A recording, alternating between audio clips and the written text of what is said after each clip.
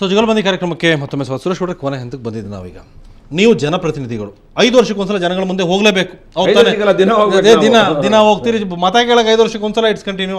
ಆದರೆ ಒಂದ್ಸಲ ಮತ ಪಡ್ಕೊಂಡು ಬಂದಮೇಲೆ ನಾವು ಹೆಂಗಿದ್ರು ಹಂಗೆ ನಾವು ನಡ್ಕೊಂಡ್ಬಿಡ್ತೀವಿ ಅನ್ನೋದು ಕೂಡ ತಪ್ಪು ತಾನೆ.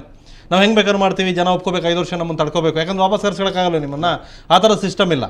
ಹಾಗಾಗಿ ನಿಮ್ಮ ನಡವಳಿಕೆ ಇದೆ ಅಲ್ಲ, ಈಗ ಈ ಸಚಿವರುಗಳು ಮಾಡಿದ್ದಕ್ಕೆ ಇಷ್ಟು ದೊಡ್ಡ ಸುದ್ದಿ ಆಯಿತು. ಯಾಕೆಂದರೆ ನೀವು ಕಾನೂನು ರೂಪಣೆ ಮಾಡೋರು ಮತ್ತು ಅದು ಸದನದ ಹೊರಗಡೆ ಎಲ್ಲರೂ ನೋಡಿದ್ರು ಇಷ್ಟು ದೊಡ್ಡ ಸುದ್ದಿ ಆಗ್ತಿರ್ಲಿಲ್ಲ. ಸದನದ ಪಾವಿತ್ರ್ಯತೆ, ಕರ್ನಾಟಕದ ಬಗ್ಗೆ ಇದ್ದಂಥ ಗೌರವ ಇಲ್ಲಲ್ಲ, ಇಡೀ ವಿಶ್ವದಲ್ಲೇ ಇದಕ್ಕೆ ಸುದ್ದಿ ಆಗೋಯ್ತು. ಅಲ್ಲ, ನೀವು ಹೇಳ್ಬಿಡಿ, ನಾನು ಆಮೇಲೆ ಮಾತಾಡ್ತೀನಿ. ಫೈನಲ್ ಆಗಿ ನಿಮ್ದು ಏನು ಅಂತ ಕೇಳಿಬಿಡಿ, ನಾನು ಹೇಳ್ಬಿಡ್ತೇನೆ. ಹೇಳಿ, ಅದು ಹೇಳಿ. ಅಲ್ಲ, ಭಾಳ ಸ್ಪಷ್ಟವಾಗಿದೆ. ಇದನ್ನು ನಾವು ಒಪ್ಪಿಲ್ಲ, ನಮ್ಮ ಪಾರ್ಟಿಯವರು ಒಪ್ಪಿಲ್ಲ. ಆದ ತಕ್ಷಣ ಎಲ್ಲ ರಾಜೀನಾಮೆ ಕೊಡಿಸಿದ್ದಾರೆ, ಸದನ ಸಮಿತಿ ಮಾಡಿದ್ದಾರೆ. ನಾವು ರಿಪೋರ್ಟ್ನ ಭಾಳ ಸ್ಪಷ್ಟವಾಗಿ ಕೊಟ್ಟಿದ್ದೇವೆ. ಅದರಿಂದ ಆಗಿರೋ ತಪ್ಪು, ಪಾವಿತ್ರ್ಯತೆ ಇರುವಂಥ ಸ್ಥಳಗಳಲ್ಲಿ ಡೆಮೋಕ್ರಸಿನ, ಪ್ರಜಾಪ್ರಭುತ್ವನ ಎತ್ತಿ ಹಿಡಿಯುವಂಥ ಜಾಗದಲ್ಲಿ ಇಂಥ ಘಟನೆ ಆಗಬಾರ್ದಾಯಿತು. ಗೊತ್ತಿಲ್ಲದಲೇ ಕೆಲವೊಂದು ತಪ್ಪುಗಳು ಸಾರ್ವಜನಿಕ ಜೀವನದಲ್ಲಿ, ನಿಜ ಜೀವನದಲ್ಲಿ ಆಗುವಂಥ ಘಟನೆಗಳು ಆಗ್ತವೆ. ಅದಕ್ಕೆ ಅವರು ಕ್ಷಮೆ ಕೇಳಿದ್ದಾರೆ. ಒಂದು ಸ್ಪಷ್ಟವಾಗಿ ಲಕ್ಷ್ಮಣ ಸವದಿ ಅವರು ಕ್ಷಮೆ ಕೇಳಿದ್ದಾರೆ.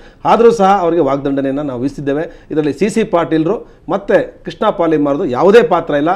ಅಮಾಯಕರಾಗಿ ಪಾಪ ಇದರಲ್ಲಿ ಅವ್ರನ್ನ ಒಪ್ಕೊಂಡಿದ್ದಾರೆ.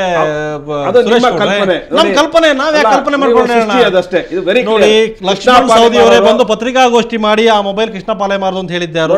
ಒಬ್ಬ ತಪ್ಪಿಸ್ಕೊಳ್ಳಕ್ಕೆ ಇನ್ನೊಬ್ಬರ ಮೇಲೆ ಹಾಕೋದು ಅದು ಒಂದು ತಪ್ಪೆ. ಮಾತಾಡೋದು ಬೇಡ. It's very clear. ನಾವು ಹೇಳಿದ್ವಿ ಅವರು ನಿರ್ದೋಷಿಗಳು, ಬಹಳ ಸ್ಪಷ್ಟವಾಗಿದೆ. ಅದೇ ರೀತಿ ಸಿ ಪಾಟೀಲ್ ಅಲ್ಲ, ಅವ್ರು ದೋಷಿ ಆಗ್ಬೇಕು ಅನ್ನೋದು ನಮ್ಗೆ ಆಸೆನೂ ಅಲ್ಲ.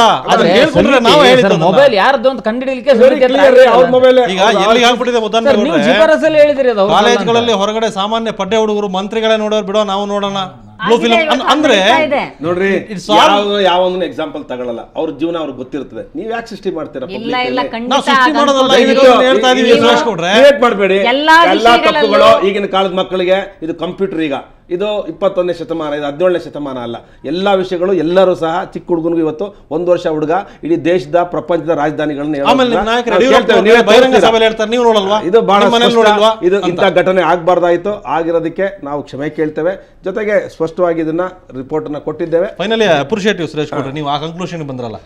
ಈಗ ನಂದು ಇದು ಶಾಸನ ಸಭೆ ಅಂತಂದರೆ ಶಾಸನಗಳನ್ನು ರಚನೆ ಮಾಡ್ತಕ್ಕಂಥ ಸಭೆ, ಅಂದರೆ ಕಾನೂನನ್ನು ಮಾಡ್ತಕ್ಕಂಥವ್ರು ಶಾಸಕರು. ಕಾನೂನನ್ನು ಮಾಡ್ತಕ್ಕಂಥವ್ರಿಗೆ ಅವ್ರಿಗೂ ಕೂಡ ಕಾನೂನು ಅಪ್ಲೈ ಆಗಬೇಕಾಗ್ತದೆ. ಕಾನೂನನ್ನು ಮಾಡೋರಿಗೆ ಎಕ್ಸಮ್ಷನ್ ಏನಿಲ್ಲ, ಅವ್ರಿಗೂ ಕಾನೂನು ಅಪ್ಲೈ ಆಗಬೇಕಾಗ್ತದೆ. ಮತ್ತು ಕಾನೂನಿಗಿಂತ ದೊಡ್ಡವರು ಯಾರೂ ಅಲ್ಲ ಅಂತ ಅನ್ನೋದನ್ನ ತೋರಿಸ್ಕೊಡ್ತಕ್ಕಂಥ ಜವಾಬ್ದಾರಿನೂ ಕೂಡ ಶಾಸನ ಸಭೆಯ ಮೇಲಿದೆ. ಇವತ್ತು ಅಧಿವೇಶನದ ಕೊನೇ ದಿವಸ ಇನ್ನು ಅರ್ಧ ಗಂಟೆ ಇದೆ ಮುಗಿವಾಗ ಅಂತ ಅನ್ನುವಾಗ ವರದಿಯನ್ನು ಮಂಡನೆ ಮಾಡ್ತಾರೆ. ಚರ್ಚೆ ಆಗಲಿಲ್ಲ, ವರದಿ ತೀರ್ಪು ಬರಲೇ ಇಲ್ಲ. ಅವ್ರಿಗಿದ್ದಿದ್ದ ನಿರ್ಬಂಧ ಏನು? ವರದಿ ಮಂಡನೆ ಆಗೋವರೆಗೂ ಮಾತ್ರ ನಿರ್ಬಂಧ ಇತ್ತು, ಈಗ ನಿರ್ಬಂಧನೂ ಇಲ್ಲ. ಈ ರೀತಿ ಎಲ್ಲೋ ಒಂದು ಕಡೆ ಈ ಸದನ ಸಮಿತಿಯನ್ನು ರಚನೆ ಮಾಡ್ತಕ್ಕಂಥದ್ದು ಮತ್ತು ಸದನ ಸಮಿತಿಯವರು ಎಲ್ಲ ಸಾಕ್ಷ್ಯಾಧಾರಗಳನ್ನು ಸರಿಯಾಗಿ ಪರಿಗಣಿಸಿ ಒಂದು ಸತ್ಯಾಸತ್ಯತೆಯನ್ನು ಕಂಡಿಡ್ತಕ್ಕಂಥ ಪ್ರಯತ್ನವನ್ನು ಮಾಡದಲೇ ಎಲ್ಲೋ ಒಂದು ಕಡೆ ಕೇವಲ ಒಬ್ಬ ಸಚಿವರಿಗೆ ಮಾತ್ರ ಒಂದು ವಾಗ್ದಂಡನೆಯ ಶಿಕ್ಷೆಯನ್ನು ಕೊಡೋದ್ರ ಮುಖಾಂತರ ಇನ್ನಿಬ್ಬರನ್ನ ರಕ್ಷಣೆ ಮಾಡ್ತಕ್ಕಂಥ ಪ್ರಯತ್ನ ಇವೆಲ್ಲ ನೋಡಿದಾಗ ನನ್ನ ಒಂದು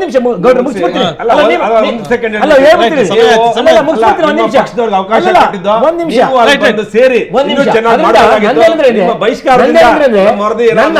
ನಂದೇನಿದೆ ಅಂದ್ರೆ this is clearly this amounts to breach of trust. ಇವತ್ತು ಜನ ಇಟ್ಟಿದಂತ ನಂಬಿಕೆಯನ್ನ ಇವತ್ತು breach of trust ಏನು ನಂಬಿಕೆ ದ್ರೋಹ ಮಾಡ್ತಕ್ಕಂತ ಕೆಲಸ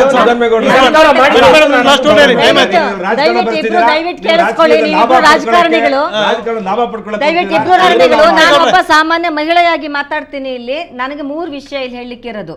ಆ ಸದನ ಸಮಿತಿಯ ರಚನೆ ಆಗಿದ್ದು ಕೂಡ ಲಾಸ್ಟ್ ಮಿನಿಟಲ್ಲಿ ರಚನೆ ಮಾಡಿಬಿಟ್ಟು ಅಬ್ರಪ್ಟ್ ಆಗಿ ಅಧಿವೇಶನವನ್ನ ಮುಂದೂಡಿದ್ರು. ಹಾಗಾಗಿ ಸದನ ಸಮಿತಿ ಆಗಬೇಕೋ ಬಿಡಬೇಕೋ, ವಿರೋಧ ಪಕ್ಷದವರು ಅಲ್ಲಿ ಇರಬೇಕೋ ಬಿಡಬೇಕೋ ಅನ್ನುವ ಚರ್ಚೆ ಮಾಡೋದಕ್ಕೆ ಅವಕಾಶ ಕೊಡೋದೇನೆ, ಯಾಕಂದ್ರೆ ಅವರು ಅಲ್ಲಿ ಬರದೇ ಇರಲಿ ಅನ್ನೋದೇ ಮುಖ್ಯ ಉದ್ದೇಶ ಆಗಿತ್ತು.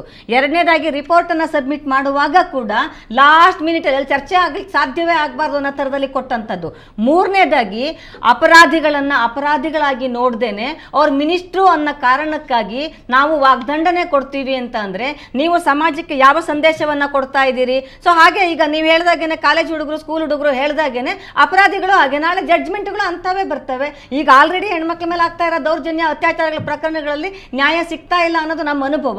ಬಹುಶಃ ಮುಂದಿನ ದಿವಸಗಳಲ್ಲಿ ವಿಧಾನಸಭೆನಲ್ಲೇ ಹಂಗಾಯ್ತು ಇನ್ನೇನು ಅನ್ನುವಂತಹ ಪರಿಸ್ಥಿತಿ ತಂದಿರೋ ಮೂಲಕ ಪ್ರಜಾಪ್ರಭುತ್ವಕ್ಕೆ ಅವಮಾನ, ಜನಗಳ ವಿಶ್ವಾಸಕ್ಕೆ ಮಾಡ್ತಾ ಇರುವಂತಹ ದ್ರೋಹ ಇದು ಅಂತ ಹೇಳಲಿಕ್ಕೆ ಇಷ್ಟಪಡ್ತೀನಿ. ಮಾಡಿದ್ದು ಬಡ್ಜೆಟ್ ಸೆಷನ್ ಅಲ್ಲಿ ಬಡ್ಜೆಟ್ ಗಿಂತ ಇದು ಮುಖ್ಯ ಈಗ ನೋಡಿ, ಮುಖ್ಯ ಅಲ್ಲ, ನಮಗೆ ಮುಖ್ಯ. ಯಾಕೆ ಅಂತಂದ್ರೆ ಜನ ನಾವು ಬಡ್ಜೆಟ್ ಬಹಳ ನಾವು ಮುಖ್ಯ. ಜನ ಆದ್ರೆ ಸುರೇಶ್ ಯಾಕೆ ಅವರೇ, ಒಂದು ವಾರ ಮುಂಚೆನೇ ನೀವು ಕೊಟ್ಟಿದ್ರು. 75 ಆದ್ರೂ ಮಕ್ಕಳಿಗೆ ಅದನ್ನ ಕೊಟ್ಟಿರೋ ಹಣ ಇದು important ಇದು ಆಗುತ್ತೆ. list ಆಗ್ತಾ ಹೆಣ್ಣು ಇತ್ತು. ಮಕ್ಕಳ ಮರ್ಯಾದೆ ಅದನ್ನ ನಾವು ಮುಖ್ಯ ಗಮನಿಸಿದ್ದೀವಿ. ಆಗೋದಿಲ್ಲ. ಲಾಸ್ಟಿಗೆ ಲಿಸ್ಟ್ ಆಗ್ತಾ ಇತ್ತು, ಮರು ದಿವಸ ಹೋಗ್ತಾ ಇತ್ತು. ಲಿಸ್ಟ್ ಆಗ್ತಾ ಇತ್ತು, ಮರು ದಿವಸ ಹೋಗ್ತಾ ಇತ್ತು. ಇದು ಪೋಸ್ಟ್ ಪೋನ್ ಆಗಿದೆ. ಮುಂದಿನ ದಿನಗಳಲ್ಲಿ ಇದನ್ನ ಸದನದಲ್ಲಿ ಚರ್ಚೆಗಳನ್ನ ಕೂತ್ಕೊಂಡು ಆಗುತ್ತೆ. ನೆಕ್ಸ್ಟ್ ಸೆಷನ್ ಆಗ್ಬಾರ್ದು ಅಂತ ಏನಿಲ್ಲ, ಆಗತ್ತೆ ಬಿಡಿ, ನೆಕ್ಸ್ಟ್ ಚರ್ಚೆ ಆಗ್ಬೋದು ಬಿಡಿ. ರೈಟ್, ಈ ಕೊನೆಗೆ ಸುರೇಶ್ ಗೌಡ್ರು ಒಪ್ಕೊಂಡಿದ್ದಾರೆ, ಹೌದು ರಾಜ್ಯದ ಜನತೆ ಮುಂದೆ ನಾನು ಕ್ಷಮೆ ಕೇಳ್ತೀನಿ ಅಂತ ಅವ್ರು ಹೇಳಿದ್ದಾರೆ. Let we accept it. Right, ಇದಿಷ್ಟು ದೇವಕಿ ಅವರೇ ಧನ್ಯವಾದ. ನಮ್ಮ ಜೊತೆ ಎಷ್ಟೊತ್ತು ಮಾತಾಡಿದ್ರಿ, ಸಮಯದ ಅಭಾವ ಹೆಚ್ಚು ನಿಮ್ಮ ಜೊತೆ ಮಾತಾಡೋಕ್ಕಾಗಲಿಲ್ಲ.